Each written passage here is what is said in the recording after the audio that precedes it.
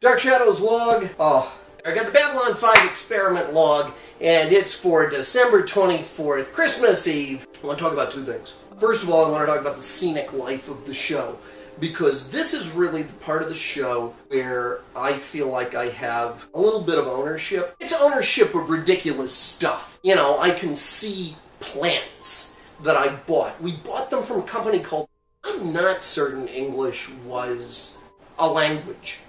A first language at the very least. And so communicating, either that or it was a terrible connection, because communicating with them was fascinating. It was an adventure. They were wonderfully professional. However, you never knew what you were going to get. But all the plastic plants that showed up, c'est moi. I didn't, think, hey, we need plastic plants around here, but I was told to get them, so I got them.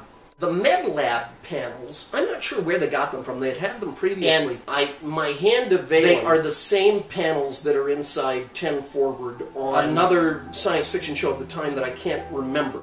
It might have been Sequest. But here, they kind of, gorp them and make them extra special with new symbols and stuff like that. And so if you see them around MedLab, yeah, those are in the back of my car.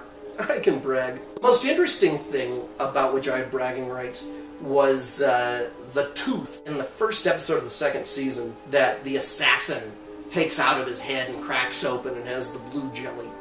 I have no idea what we did, but I know that I was assigned to begin to figure it out. And I ended up calling the people who made Jelly Bellies. I ended up trying to call specialty chocolate makers, thinking, well, maybe they do something for dental conventions, to figure out how on earth we were going to do that. The weirdest challenge I had that summer was that the MedLab doors, this is something you would never notice, but MedLab doors close like this. And John Iacovelli decided that they needed to have something in between the doors. I don't know if they were slamming, if they were making too much noise, if he just wanted some visual texture. So I spent weeks going around Los Angeles. I learned what edge roll was. If you don't know what it is, don't worry about it. You don't need to know. You're better off not knowing what edge roll is. Isn't this fascinating? But it ended up being air conditioning insulation. The sets are much richer. Big new set. I think the Club 5. And there's a very famous painting called Number 5 that we wanted to get in the background, and there were legal hassles and all of that, and so we ended up going with something that was kind of stylized in its place. We had a woman named Ruth Gilmore, extremely talented, come in, and she just added more layers. If you look on the floor, if you look on the walls, it's much more organic with the plants. Everything looks just less flat.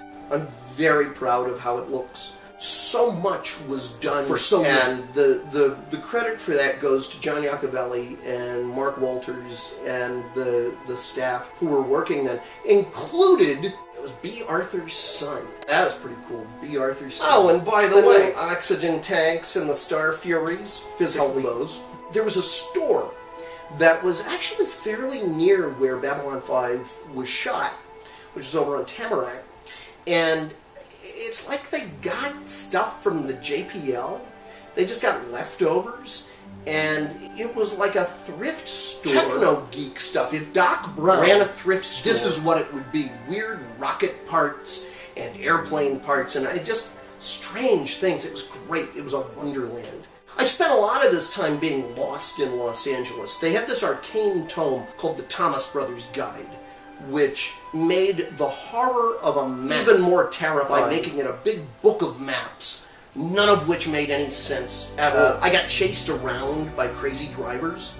That was a lot of fun. So those are a lot of my memories around this time. And with that, have a Merry Christmas, and I will see you very soon. Take care. I'm coming, Joe, I'm coming. No, I don't have anything to do with that. I didn't put that on. I know there are no LCARs in the Babylon 5 universe. It's a different operating system. I think it's Linux.